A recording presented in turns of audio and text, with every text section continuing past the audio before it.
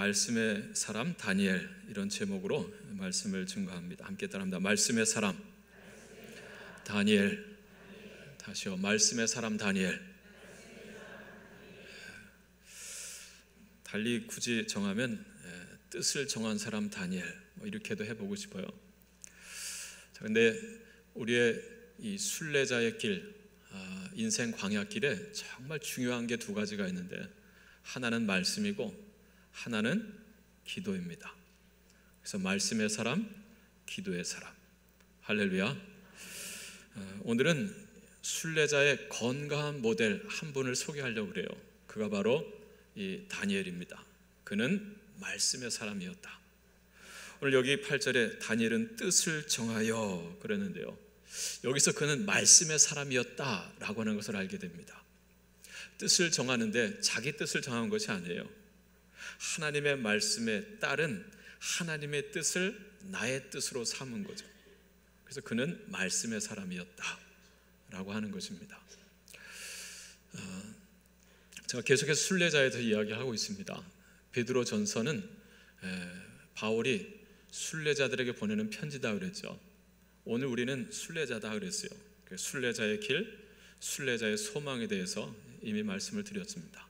오늘은 순례자의 한 모델 다니엘, 그는 말씀의 사람이었다. 자, 말씀의 사람 다니엘. 자, 그를 통해서, 이 다니엘서 전체를 통해서 우리가 이 순례자의 길을 어떻게 가야 할지 함께 볼 수 있기를 바랍니다. 첫째는요, 이 말씀의 사람에게는 고난이 찾아온다라고 하는 것을 알게 됩니다. 함께 따라합니다. 고난을 당합니다. 고난을 당합니다. 여러분, 고난 당하고 싶으세요? 피하고 싶으세요? 피하고 싶죠. 왜 믿음 생활 시작하셨어요? 고난을 피해 보려고 시작하지 않았습니까? 또는 고난을 이겨보려고 믿음 생활 시작했죠. 근데 믿음 생활 시작했는데 고난이 그쳤으면 좋겠는데 고난이 안 그쳐요. 어쩜 더 큰 고난이 찾아오기도 합니다. 자, 그것을 우리가 이 다니엘을 통해서 보게 됩니다. 자, 그래서 성도에게 고난이 찾아온다. 늘 우리 원로 목사님께서 하시는 말씀이 있으셨어요. 예수님을 모신 배에 풍랑이 있었어요, 없었어요? 있었단 말이죠. 아니, 예수님을 모시고 가는데 어떻게 풍랑이 찾아와요? 풍랑이 찾아옵니다. 자, 그런데 그 풍랑을 넘어서는 거죠. 극복하는 거죠. 할렐루야. 자, 성도가 겪는 고난을 크게 두 가지로 이렇게 나눠볼 수가 있는데요. 첫째는 불구하고의 고난입니다. 어떤 고난이라고요? 불구하고의 고난. 왜 이렇게 붙였느냐면, 내가 믿음의 사람임에도 불구하고, 내가 하나님의 자녀임에도 불구하고, 내가 말씀의 사람임에도 불구하고 고난이 찾아온다라고 하는 거예요. 이게 엄연한 현실이고 사실입니다. 그 고난은 또 두 가지로 나눌 수 있어요. 첫째는요, 이유 없는 고난이에요. 그걸 욥의 고난이라 그러죠. 욥은 죄가 없었습니다. 아주 동방의 의인이었어요. 그럼에도 불구하고 고난이 찾아왔어요. 이유는 뭐냐? 하나님께서 연단하시기 위함이다 라고 하는 거죠. 자, 그래서 내가 이 고난을 지난 뒤에는 나의 믿음이 정금같이 나오리라 그러죠. 자, 우리를 연단하시기 위해서 하나님께서 이유 없는 고난을 주실 때가 있어요. 그 고난도 우리가 잘 이겨내면 우리의 믿음과 삶이 정말 정금같이 나아지는 그 복된 은혜가 있죠. 자, 또 한 가지 고난은 뭐냐면, 내가 의인인데 이런 고난이 찾아와요. 뭐냐면, 내가 속해 있는 공동체가 하나님 앞에 범죄를 했어요. 그래서 공동체가 고난을 겪게 되기 때문에 그 속에 속해 있는 나도 역시 고난을 당하는 거죠. 오늘 다니엘이 겪는 고난이 바로 이런 고난입니다. 여러분, 1절에 유다 왕 여호야김이 다스린 지 3년이 되는 해 그랬죠. 오늘 8절은 다니엘은 뜻을 정했다 그랬어요. 왜 다니엘이 뜻을 정했을까? 까닭이 있어요. 뜻을 정하지 않으면 안 될 상황에 지금 직면해 있는 거예요. 뭐 인생이 순탄하고 편안하면 굳이 뭐 결심하고 자식할 거 없어요. 근데 지금 인생이 순탄하지 않아요. 고난이 닥쳐오는 거죠. 그러다 보니까 이 상황 속에서 도대체 내가 어느 길로 가야 될까? 어떻게 해야 될까? 이 고민 끝에 기도하게 되고 뜻을 구하게 되는 거죠. 그리고 뜻을 정하게 되는 거예요. 자, 그 고난이 지금 이 다니엘이 직면한 거거든요. 근데 그 고난이 뭐냐? 1절 말씀에 유다 왕 여호야김이 다스린 지 3년이 되는 해에, 자, 어떤 일이 벌어졌습니까? 바벨론 왕 느부갓네살이 예루살렘에 이르러 성을 에워쌌나니 그랬어요. 소위 지금 전쟁이 일어난 겁니다. 전쟁. 바벨론 제국과 유대 나라가 전쟁을 치렀는데 유대가 먼저 건 것이 아니고 바벨론이 쳐들어왔어요. 바벨론 신흥 강대국이죠. 쫙 일어나는데 느부갓네살이 왕이 되자마자 아수르를 삼키더니 이어서 이스라엘을 삼키고 북왕국 이스라엘, 그 다음에 남왕국 유다를 삼키려고 넘어오는데 이미 다 넘어갔고요. 어디만 남았어요? 수도 예루살렘 성만 남고 에워쌌다라고 하는 거예요. 여호야김 왕 제3년에 왜 이런 일이 벌어졌을까?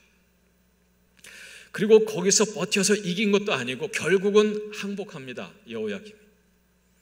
그리고 왕이 포로로 잡혀가고 왕족과 귀족 그 자녀들이 포로로 잡혀갔다라고 하는 거. 그 중에 한 사람이 누구였어요?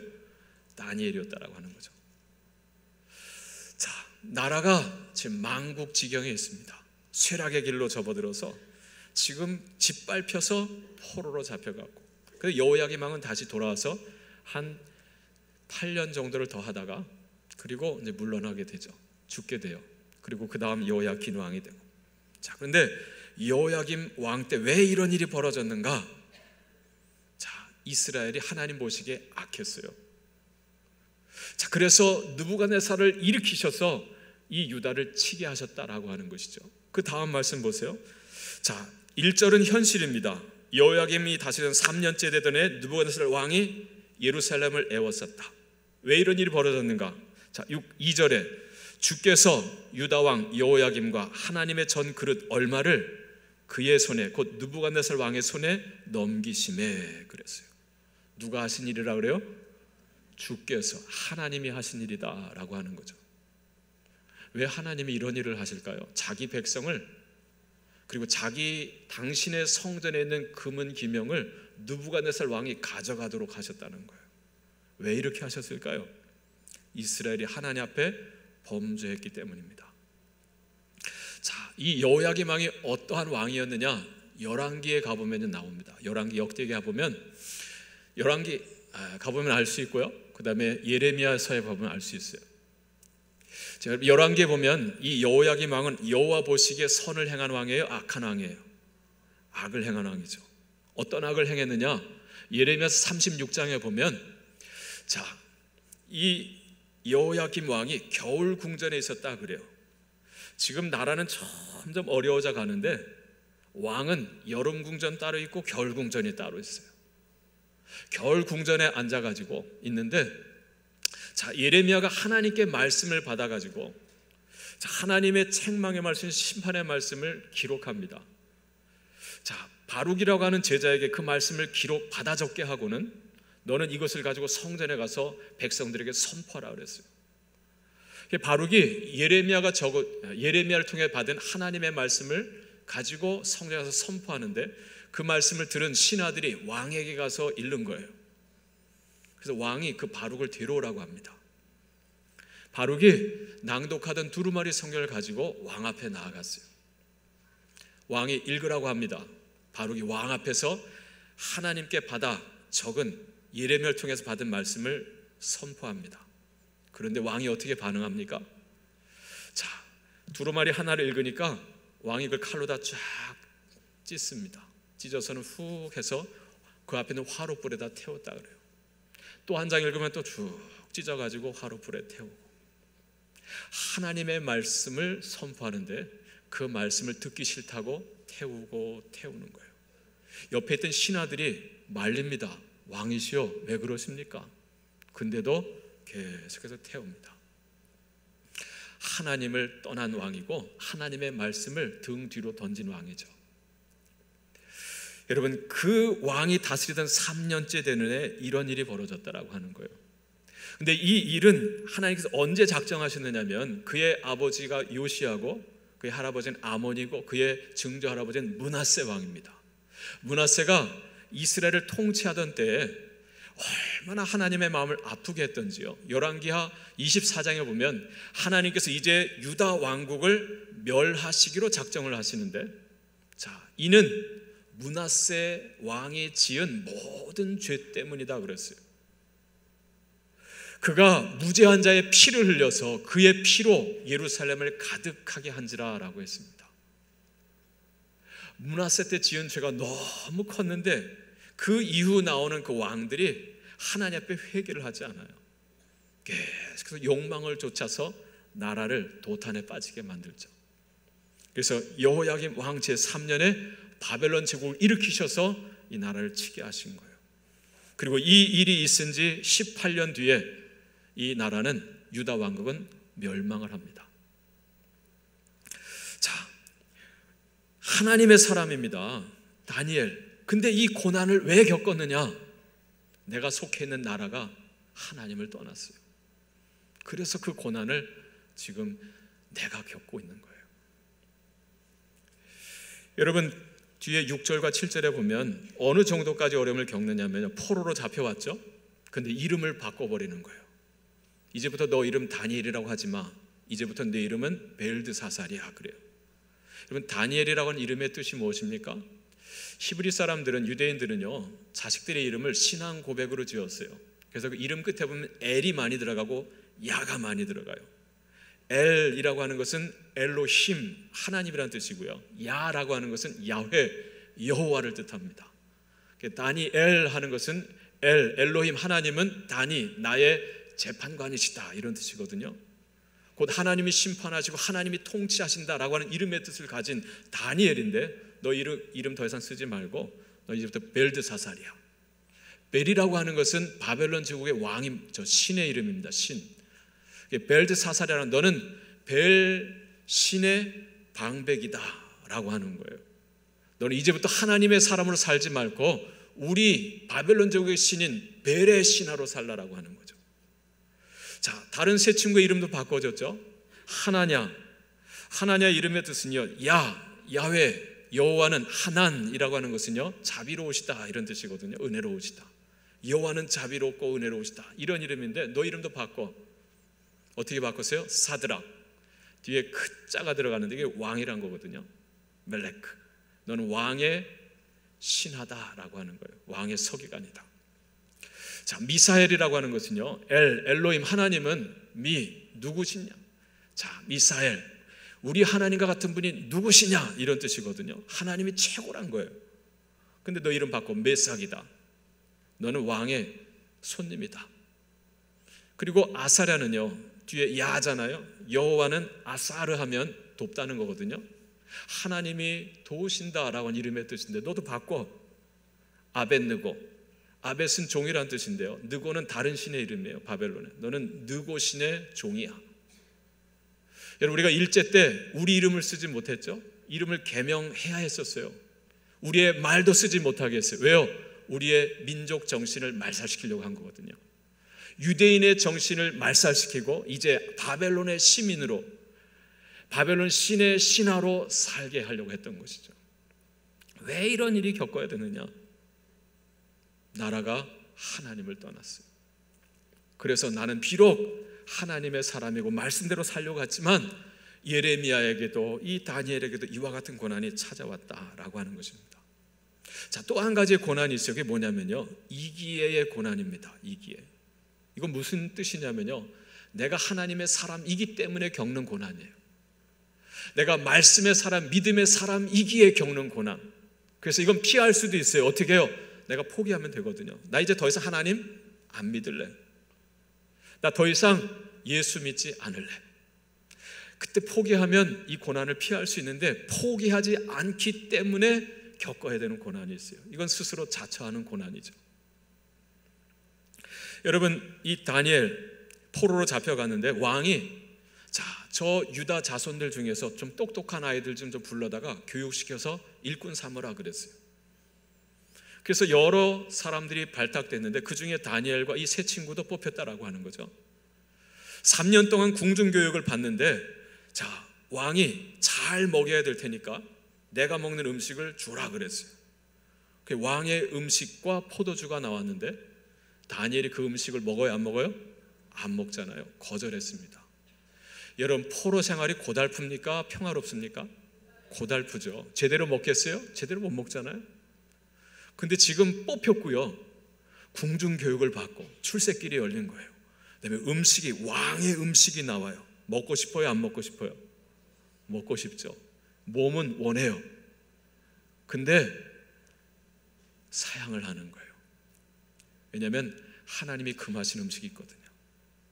여러분, 이건 내가 하나님의 사람이고 말씀의 사람이기 때문에 내가 거절하는 거죠. 그래서 스스로 고난을 자처하는 거예요. 이러한 고난이 말씀의 사람, 믿음의 사람에게 있다라고 하는 거예요. 전에 세상에 묻혀 살 때는 몰랐는데 믿음으로 살려고 하니까 찾아오는 고난이 있다라고 하는 거죠. 여러분, 이후에 보면 이 다니엘의 세 친구가 풀무불에도 던져지죠. 그리고 다니엘은 사자굴에도 던져집니다. 여러분, 그때 왕이 뭐라 그래? 한 번만 절해라. 너가 이 금신사에게 한 번만 절하면 살려줄게.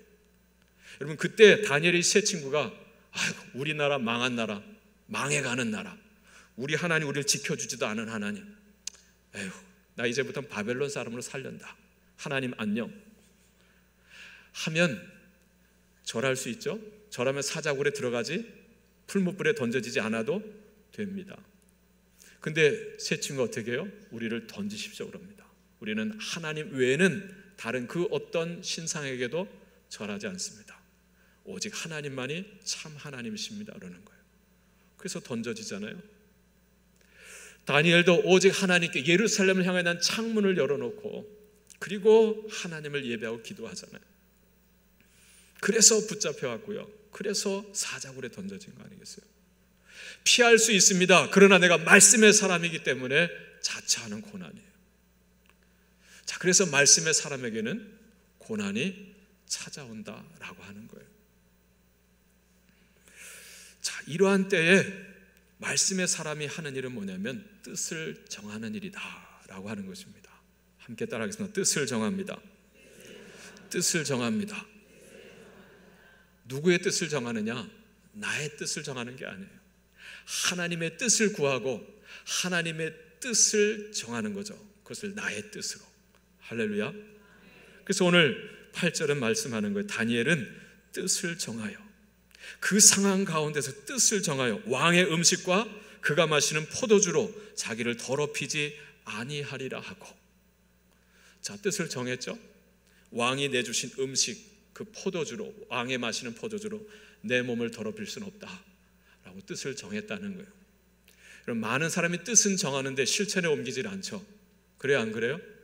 뜻만 정하고 삶은 따라요. 근데 오늘 다니엘 뜻을 정했어요. 그 다음에 어떻게 합니까? 실천하잖아요. 어떻게 실천합니까? 자기를 더럽히지 아니하도록 누구에게 구했어요? 환관장에게 구했다. 궁중교육을 맡은 환관장 아스부나스에게 요구했다는 거예요. 환관장님, 우리는 이 음식을 먹을 수 없습니다. 먹지 않게 해주세요 청했다는 거예요. 뜻을 정했고 실천합니다. 할렐루야.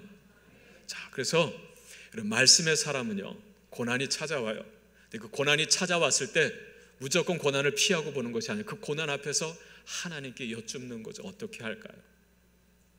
어떻게 할까요? 그리고 뜻을 정하는 거예요. 근데 그 뜻은 어떤 뜻이냐? 나의 뜻이 아니고 하나님의 뜻인데, 좀 더 자세하게 보면 하나님의 말씀을 따르는 뜻입니다. 함께 따라합니다. 하나님의 말씀을 따르는 뜻. 뭐냐면요, 이 상황 속에서 성경은 무엇이라고 말씀하고 있는가, 이걸 묻고 성경을 찾는 거예요. 기록된 성경에 하나님이 이런 상황에서는 어떻게 하라 하셨을까 찾는 거죠. 그래서 말씀이 하라 하셨으면 하고 하지 말라 했으면 하지 않는 거예요. 그래서 말씀을 따라 뜻을 정하는 거예요. 여러분, 지금 왕이 음식을 내줬는데 보니까 먹지 말아야 될 음식이 있어요. 율법에 정해놓은 게 있어요. 여러분, 모세오경의 율법이라고 그러죠. 그 중에 율법 중에 율법을 레위기라고 합니다. 하나님께 나아가는 율례가 거기 있는데, 하나님께 예배하는 법뿐만이 아니라 하나님의 백성이 어떻게 살아야 되는지 생활 규범도 거기 있어요. 그 중에 11장이 음식에 관한 규례입니다. 음식. 저는 이렇게 외웠어요. 11장은 젓가락과 같다. 11. 그래서 먹어야 될 것과 먹지 말아야 될 것. 거기 나와 있어요. 들짐승, 날짐승, 물고기 다 예가 나와 있습니다. 들짐승은 색임질을 하는 짐승은 정결한 음식이다 그랬어요. 먹어라. 그러나 색임질을 하지 못하는 짐승은 부정하니 먹지 말라 그랬어요. 여러분, 색임질하는 동물은 어떤 동물입니까? 초식 동물입니다. 풀을 뜯어먹는 동물이죠. 풀을 뜯어먹는 동물은 정결한 음식이라는 거예요. 근데 잡식성, 그냥 아무거나 다 먹어요. 주로 어떤 동물이 그렇죠? 개가 그렇죠. 돼지, 아무거나 막 먹어요. 이런 건 부정하니 먹지 말라 그랬어요. 여러분, 오늘날 신약 시대는 우리가 이런 걸 다 율법의 정신만 살리고 이 문자적인 것을 우리가 넘어서잖아요. 근데 구약 율법에는 하나님께서 이 율법으로 백성들의 삶을 가르쳤던 거예요. 하나님의 백성은 어떻게 살아야 하는지를 하루 세 끼 음식을 먹을 때마다 하나님의 뜻을 찾게 했던 거죠. 왜 색임질하는 짐승은 정결하다 했을까? 육신의 양식뿐만 아니라 영의 양식을 하나님의 말씀을 먹을 때도 개걸스럽게 먹고 잊어버리지 말고 그 말씀을 먹고 색임질하고 색임질하고 색임질하라는 거죠. 여러분, 소는 위가 모두 몇 개예요? 4개라 그러죠. 반추동물은 위가 4입니다. 그래서 풀을 일단 막 뜯어서 첫 번째 위에 저장하죠. 그 다음에는 더 이상 뜯지 않고 그늘에 앉아가지고 어떻게 합니까? 계속해서 씹어요. 뜯지도 않는데 씹어요. 뭘 씹는 거예요? 첫 번째 위에 저장했던 것을 다시 토해내서 그리고 침으로 그걸 삭이면서 씹습니다. 두 번째 위에 놓다가 그 다음에 또 세 번째 위에 놓다가 네 번째 위에 완전 소화시켜서 보내는 거예요. 이 짐승은 정결한 짐승이라는 거죠. 우리가 하나님의 말씀 이렇게 받아 먹으면요, 저 문을 열고 나가면 한번 머리 털고 흔들면 무슨 말씀 했더라 잊어먹으면 안 되고요. 이 말씀을 곱씹고 곱씹으면서 생활 속에서 하나님의 뜻이 무엇인지를 찾고 또 찾는 거죠. 정결한 삶입니다. 그걸 음식을 먹으면서 배우는 거예요. 또 굽이 갈라져야 된다 그래요. 굽이 갈라져야지. 굽이 갈라지지 않은 짐승은 부정하다 그랬어요. 여러분, 이 짐승의 발에 굽이 갈라져야 된다는 게 뭔 뜻일까요? 돼지는 밥이 두 개로 갈라져 있죠. 근데 책임질을 못하니까 부정하다는 거예요. 이 갈라져야 된다는 건 뭐냐면요, 가야 할 곳과 가지 말아야 될 곳에 구별이 있어야 된다는 거예요. 그냥 아무 데나 가서야 되겠느냐는 거죠.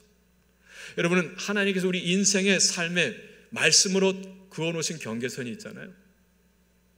그걸 넘어서는 안 된다는 거죠. 그것을 이 음식 규례를 통해서 배우게 하시는 거예요. 또 물고기는요, 비늘이 있어야 정결하다 그랬어요. 비늘은 밖에 있는 물과 내 몸을 구별시켜 준단 말이죠. 그래서 세상에 동화되지 않고 살라는 거예요. 그리고 지느러미가 있어서 물을 거슬러 올라갈 수 있는 물고기는 정하다 그랬어요. 근데 비늘도 없고 그리고 지느러미도 없어가지고 뼈도 없어가지고 물에 둥둥 떠다니는 이 해파리 같은 거, 오징어 같은 거, 이런 거는 부정하다 그랬어요.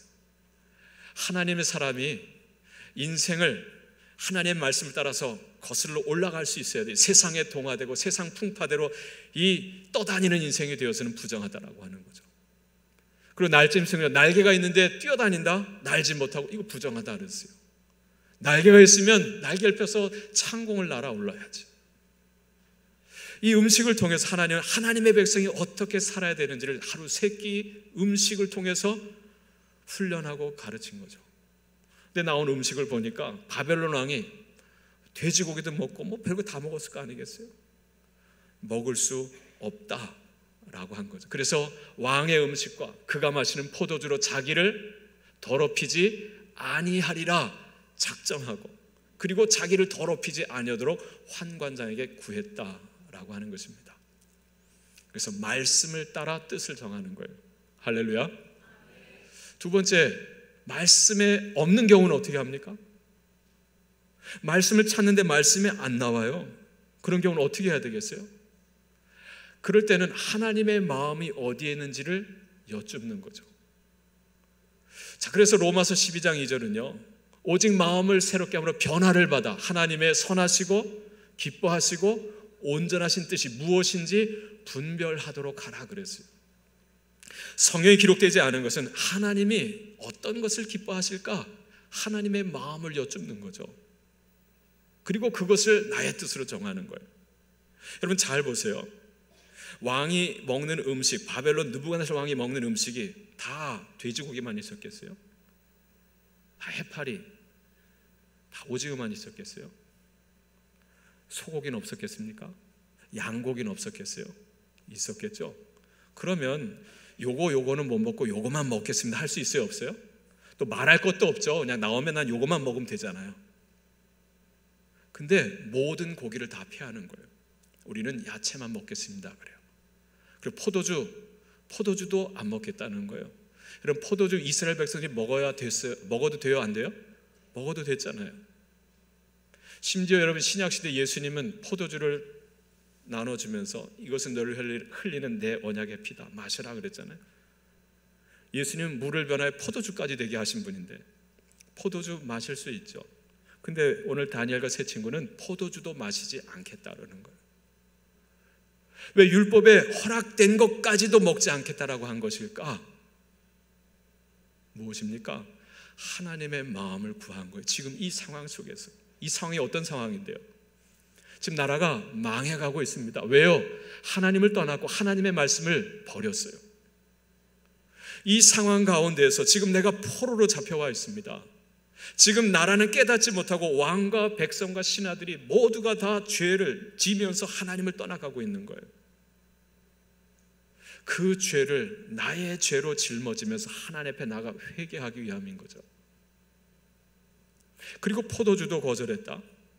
여러분 포도주를 거절하는 건 나시린입니다. 왜 그가 포도주를 거절합니까? 지금 내 백성은 지금 만국지경에 탐욕스러운 왕과 대제사장들에서 그냥 피와 모든 고름을 다 빼먹고 있는데 지금 내 백성들은 지금 도탄에 빠져 내가 여기서 발탁되어서 출세길 열려가 내가 이 호의호식을 할 수 있겠는가? 안 넘어가는 거예요. 그래서 사양을 합니다. 먹을 수 있음에도 불구하고 하나님의 마음을 구하기 때문에 거절하는 거예요. 여러분 우리가 이 인생, 이 순례자의 길을 갈 때 수많은 유혹이 찾아오고 고난이 찾아옵니다. 그때 우리는 뜻을 정해야 되겠는데 어떻게 정하는가? 말씀은 뭐라고 말하는지, 말씀이 없다면 또는 말씀이 먹어도 된다고 하지만 이 상황에서 하나님은 무엇을 기뻐하실지를 구하면서 사는 거죠. 외국에서는 목사도 술을 먹는다고 남목사가 술을 먹읍시다 하고 한다면 여러분이 좋아하시겠어요? 제가 여기서 담배 물고 있으면 좋아하시겠어요? 먹을 수 있지만 먹지 않는 이유가 무엇입니까? 덕을 세우지 못하기 때문이죠. 그래서 바울은 나는 안 먹는다 그러잖아요. 여러분 하나님의 뜻을 정하여 사는 거예요. 여러분 다니엘 이름을 벨드사살이라 바꿔줬다 그랬죠. 너 이제부터는 다니엘로 살지 말고 벨드사살로 살아. 근데 여러분 다니엘이 다니엘서 기록할 때 자기 이름을 어떻게 기록하고 있습니까? 다니엘은 그래요. 벨드사살을 이름할 때 벨드사살하라 이름하는 다니엘은이라고 말합니다. 그리고 6장까지는 3인칭 시점으로 기록되었는데 7장부터는 1인칭 시점으로 써 있어요. 그래서 7장부터 보면 다니엘 이름이 나올 때 어떻게 나옵니까? 나 다니엘은 하고서 나갑니다. 나 벨드사살은 이렇게 말하지 않아요. 너 이제부터 다니엘로 살지 마, 벨드사살로 살아 라고 하는데 자기 정체성을 버리지 않는 거예요. 뜻을 정하는 거죠. 나 다니엘은 12장까지 보면 끝까지 그는 나 다니엘은 하고 삽니다. 할렐루야. 뜻을 정하는 거예요. 하나님의 말씀을 따라서, 하나님의 마음을 따라서, 하나님의 사람의 정체성을 따라서 뜻을 정하고 사는 거죠. 자, 그래서 결과적으로 어떻게 되느냐? 별과 같이 빛나는 사람이 되는 거예요. 할렐루야. 함께 따라합니다. 별과 같이 빛납니다. 별과 같이 빛납니다. 네. 저 캄캄한 밤에 떠있는 별과 같이 빛난다는, 이게 무슨 뜻이냐면요, 캄캄한 어둠입니다. 어디로 가야 할지 모르는 캄캄한 밤.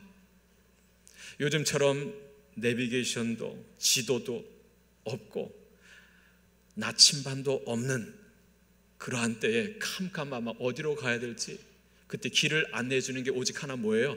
하늘의 별이잖아요. 다른 움직임단 말입니다. 별은 고정된 별이 있잖아요. 그 별을 보고 간단 말이죠. 여러분, 말씀의 사람은요, 하나님의 사람, 순례자는 이 세상 가운데서 어디로 가야 할지 몰라 방황하는 인생들에게 어느 길이 참된 길이고 생명의 길인지를 보여줄 수 있는 빛이 되어야 된다라고 하는 거예요. 그걸 오늘 다니엘이 보여주는 거죠. 여러분, 다니엘서 12장 3절에 다니엘은 이렇게 기록합니다. 지혜 있는 자는 궁창의 빛과 같이 빛날 것이요, 많은 사람을 옳은 대로 돌아오게 한 자는 하늘의 별과 같이 영원토록 빛나리라. 할렐루야. 여러분, 지혜 있는 자, 이 세상 지혜 말고요, 하나님을 경외하는 것이 오직 지혜의 근본이라 했잖아요. 그 지혜를 가진 자는 궁창의 빛과 같이 빛난다. 그래서 많은 사람, 이 세상에 하나님 없는, 하나님을 대적하는, 그래서 어느 길로 가야 될지 몰라서 세상 흐름대로 이리저리 떠돌아다니는 겨와 같은 인생들, 그들에게 어느 길로 가야 될지를 보여주는, 그래서 많은 사람을 옳은 대로 돌아오게 한 자는 저 하늘의 별과 같이 영원토록 빛나리라 그랬어요. 여러분, 그 삶을 누가 살았습니까? 순례자 다니엘이 살았던 거예요. 하나님 없는, 하나님 대적하는 이방 나라에서 다니엘이 어떻게 살아야 되는지 삶의 모델이 되어 보여준 거예요. 누구에게요? 바벨론 왕과 그 바벨론 백성들에게. 여러분, 8절 말씀은 주어가 뭐로 시작됩니까? 주어가 뭐로 시작돼요? 다니엘로 시작되죠. 다니엘은 뜻을 정했다 그랬어요. 이어지는 9절은 주어가 누굽니까? 하나님입니다. 별과 같이 빛난다라고 하는 것은요, 뭘 말해주느냐, 먼저 하나님을 경험하는 사람이 되는 거예요. 그래서 하나님을 보여주고, 하나님 모르는 세상으로 하여금, 또는 하나님을 대적하는 세상 바벨론으로 하여금 하나님을 고백하게 해주는 사람이에요. 할렐루야. 그가 별과 같이 빛나는 사람이죠. 하나님을 경험합니다. 하나님을 어떻게 하나님을 경험하느냐? 뜻을 정하면 돼요. 그리고 그 뜻대로 순종하는 거죠. 여러분, 8절은 다니엘이 뜻을 정했다라고 기록하고 있는데요, 이어지는 9절은 하나님이 주어가 되세요. 하나님이 다니엘로 하여금 환관장에게 은혜와 긍휼을 얻게 하신지라 그랬어요. 무엇을 말해줍니까? 오늘 내가 이 상황 가운데서 거룩한 뜻을 정하고 순종했을 때 하나님이 일하신다는 거예요. 할렐루야. 그래서 그 하나님을 경험하게 되는 거예요.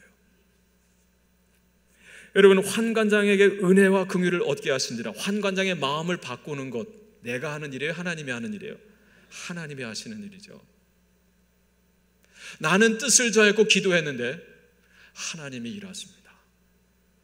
어떻게 하나님이 일하셨어요? 자, 환관장이 말하죠. 너 이 고기 안 먹으면 나 죽어 그랬어요. 너가 고기 안 먹고 허군날 채소와 물만 먹으면 너 얼굴이 초췌해질 텐데, 그럼 너 잘 키우라고 명한 왕에게 나는 목이 배임을 당할 거다 그래요. 그때 다니엘이 또 말하죠. 그러면요, 환관장님, 열흘 동안만 테스트 해보세요. 열흘 동안 저희들이 야채와 물만 마시겠습니다.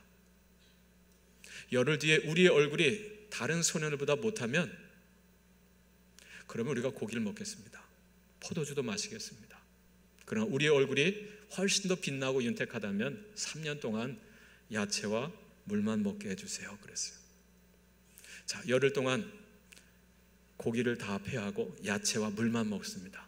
열흘 뒤에 테스트합니다. 14절이죠. 그가 그들의 말을 따라 열흘 동안 시험하더니 15절 열흘 후에 그들의 얼굴이 어떻게 해요? 더욱 아름답고 살이 더욱 윤택하여 왕의 음식을 먹은 다른 소년들보다 더 좋아 보인지라. 할렐루야. 여러분, 하나님 경험하고 싶으시죠? 하나님 별로 관심 없으세요? 여러분, 인생 살면서 하나님 경험해보고 싶으시죠? 눈에 보이지도 않고 손으로 잡을 수 없는 하나님 어떻게 경험할 수 있을까요? 다니엘처럼 뜻을 정하는 거예요. 그리고 100% 순종하는 거죠. 세상과 타협하지 말고요. 세상과 타협하면 세상을 경험합니다. 박수 막 쳐주다가 한순간 치는 세상을 경험하죠. 하나님께 온전히 순종할 때 하나님을 경험하게 되는 거예요. 여러분, 유대 소년들을 불러오라 그랬죠. 그 중에 4사람이 있었던 거예요. 그럼 유대 소년 중에 다른 사람도 있었을까요? 없었을까요? 있었죠. 그들은 뜻을 정하지 않았어요. 우리나라 이제 망했어. 난 이제 유대인으로 살지 않고 나는 바벨론 시민으로 살 거야.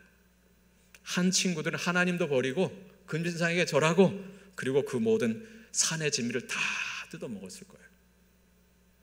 그들이 경험하는 건 뭘까요? 세상을 경험하는 거예요. 하나님의 말씀을 따라서 뜻을 정하고 순종하며 산 사람은 누굴 경험할까요? 하나님을 경험하는 거죠. 그들의 얼굴이 훨씬 더 아름답고 윤택했다 그래요. 얼굴만 빛이 났습니까? 여러분, 17절도 보세요. 17절 같이 읽겠습니다. 하나님이 이 4소년에게 학문을 주시고 모든 서적을 깨닫게 하시고 지혜를 주셨으니 다니엘은 또 모든 환상과 꿈을 깨달아 알더라. 아멘. 주어가 누구예요? 하나님이죠. 하나님이 이들에게 지혜를 주셨다는 거예요. 모든 학문, 모든 서적을 깨닫게 해주셨고 지혜를 주셨다. 할렐루야. 그 지혜가 얼마나 뛰어났는지 이제 왕 앞에 가서 테스트를 받는데 20절 보면 이 다니엘과 세 친구의 지혜는 바벨론 제국의 모든 뛰어나다라고 하는 그 지혜자들보다 그 지혜가 몇 배나 뛰어나요?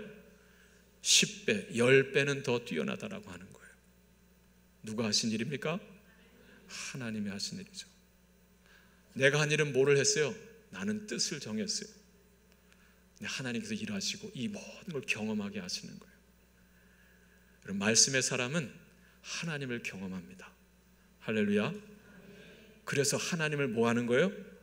보여주는 거예요. 누구에게요? 하나님 없는 이 세상 바벨론에. 삶으로 보여주고 그리고 말로서도 보여줄 수 있어요. 여러분 2장 28절 보세요. 다니엘이 느부갓네살 왕 앞에 다시 왔어요. 어떤 일이 있었냐면 왕이 꿈을 꿨는데 희한한 꿈을 꿨어요. 근데 꿈이 도무지 생각이 안 나요. 무슨 복잡한 꿈을 꿨고 그래서 머리가 복잡한데 꿈이 생각이 안 나요. 그런 적이 있어요? 없어요? 있죠. 그래서 왕이 어떻게 하냐면 신하들에게 야, 내가 지난밤 꿈을 꿨는데 뭔 꿈인지 모르겠는데 좀 답답해. 누가 내 꿈 좀 밝혀주고 해석을 해달라 그랬어요. 얼마나 황당해요? 꿈도 말하지 않고 꿈을 해몽해달라 그래요. 그랬더니 신하가 뭐라 그래요? 아유, 왕이시여, 꿈을 좀 말해주시고 말씀하십시오. 꿈은 말씀해줘야 해몽을 하죠. 그랬더니 왕이 얼마나 불같은지, 니들 시간을 지연시키려고 하는 거지. 이놈들 내 꿈을 말해주지 않고 해몽해주지 않으면 당장 죽여버릴 거다 하고 군의대장 아리엘을 불러서 이 바벨론 지역의 모든 지혜자들 내 꿈을 해석해주지 못하면 다 쳐 그랬어요. 치고 치다가 누구까지 왔습니까? 다니엘 앞에까지 온 거예요. 다니엘, 너 왕의 꿈을 알게 해주고 해몽해주라. 아니면 너 죽어. 그때 다니엘이 뭐라고 합니까?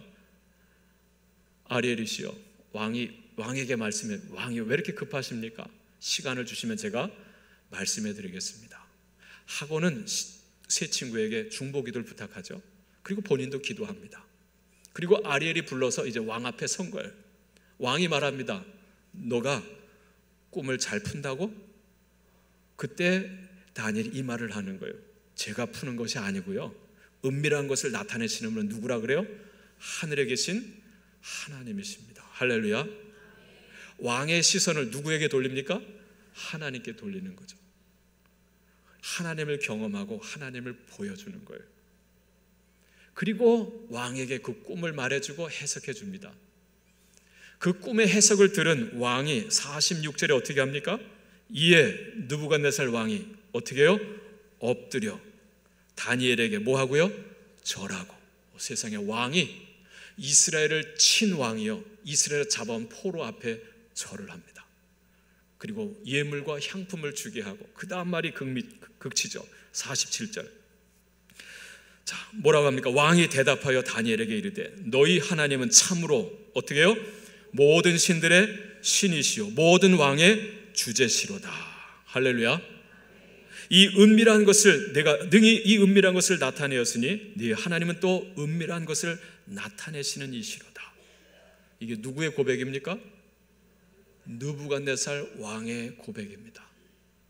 말씀의 사람은 하나님을 경험하고 하나님을 보여주고 하나님 없는 세상으로 하여금 하나님을 고백하게 하는 사람. 여러분 3장 28절 보세요. 다니엘에게 세 친구가 있었죠. 금신상에 절하지 않아서 풀무불에 던져졌습니다. 근데도 살아났어요. 자, 이 사건 뒤에 느부갓네살 왕이 하는 말입니다. 28절. 느부갓네살이 말하여 이르되 사드락과 메삭과 아벳느고의 하나님을 뭐할지로다? 찬송할지로다. 그가 곧 그 하나님이 그의 천사를 보내사 자기를 의뢰하고 그들의 몸을 바쳐 왕의 명령을 거역하고 그 하나님 밖에는 다른 신을 섬기지 아니하며 그에게 절하지 아니한 종들을 뭐하셨도다? 구원하셨도다. 예. 그러면 조서를 내리면서 자, 이스라엘 그 끝에 보면 29절 끝에 보면 이는 이같이 사람을 구원할 다른 신이 없음이니라. 할렐루야. 놀랍죠? 여러분 4장 34절 이하에 보세요. 느부갓네살 왕이 또 꿈을 꿨어요. 그 꿈을 또 다니엘이 풀어줍니다. 그리고 그 꿈대로 그대로 이루어졌어요. 느부갓네살이 교만해졌다가 쫓겨나서 다시금 그 지위를 회복하게 된 때, 그때 그가 고백하는 말이에요. 34절. 그 기한이 참에 나 느부갓네살이 하늘을 우러러 보았더니 내 총명이 다시 내게로 돌아온지라 이에 내가 지극히 높으시니 곧 누구의 하나님께 감사하며 영생하시는 이를 뭐하고요? 찬양하고 경배하였나니 그 권세는 영원한 권세, 그 나라는 대대에 이르리로다. 땅의 모든 사람들을 없는 것 같이 여기시며 하늘의 군대에게든지 땅의 사람에게든지 그는 자기 뜻대로 행하시는 분이시다. 하나님의 주권을 말합니다. 그리고 37절 뭐라고 그럽니까? 그러므로 지금 나 느부갓네살은 하늘의 왕을 찬양하며 칭송하며 경배하노니. 그가 말하는 하늘의 왕은 누구를 말합니까? 하나님이죠. 내가 대제국 바벨론의 왕인데 내 위에 왕이 계시다라고 하는 거예요. 하나님이라는, 내가 그 하나님을 칭송하고 경배하노니 그의 일이 다 진실하고 그의 행하심이 의로우심으로 교만하게 행하는 자를 그가 능히 낮추시니라. 하나님 없는, 하나님을 대적하는 이방 나라의 왕으로 하여금 하나님을 고백하게 합니다. 이게 누구였다고요? 다니엘, 말씀의 사람. 사랑하는 성도 여러분, 우리가 순례자입니다. 우리가 이 세상을 살아갑니다. 근데 이 세상은, 성경은 영적으로 진단하죠. 요한계시록 이 세상을 뭐라 그래요? 바벨론이라고 합니다. 큰 음녀라 그래요. 사탄이 하나님 앞에 발악하면서 공중의 권세 잡은 자로 활동하고 있죠. 하나님 없는, 하나님을 대적하는 이 세상 가운데서 우리가 어떻게 살아야 할까? 이 순례자의 길 어떻게 살아야 될까? 오늘 다니엘에게서 그 길을 찾을 수 있는, 그래서 여러분도 여러분의 가정에서, 일터에서 별과 같이 빛나시는 하나님의 사람, 말씀의 사람들이 되시기를 바랍니다. 기도하겠습니다. 하나님 감사합니다. 우리를 저 세상 애굽에서 빼내어 주심을 감사합니다. 저 천성을 향해 가는 동안 이 광야, 이 세상, 이 바벨론, 하나님 없는, 하나님을 대적하는 이 세대 가운데에서 하나님 아버지 말씀의 사람으로 이 고난을 무릅쓰게 하여 주시옵시고, 하나님의 말씀을 따라, 하나님 마음을 따라 하나님 뜻을 정하게 해주시고, 그래서 일하시는 하나님, 우리를 별과 같이 빛나게 하시는 하나님을 경험하며 보여주며 세상으로 하나님을 고백하게 할 수 있는 이 시대의 다니엘이 다 되게 하여 주시옵소서. 예수님의 이름으로 기도합니다. 아멘.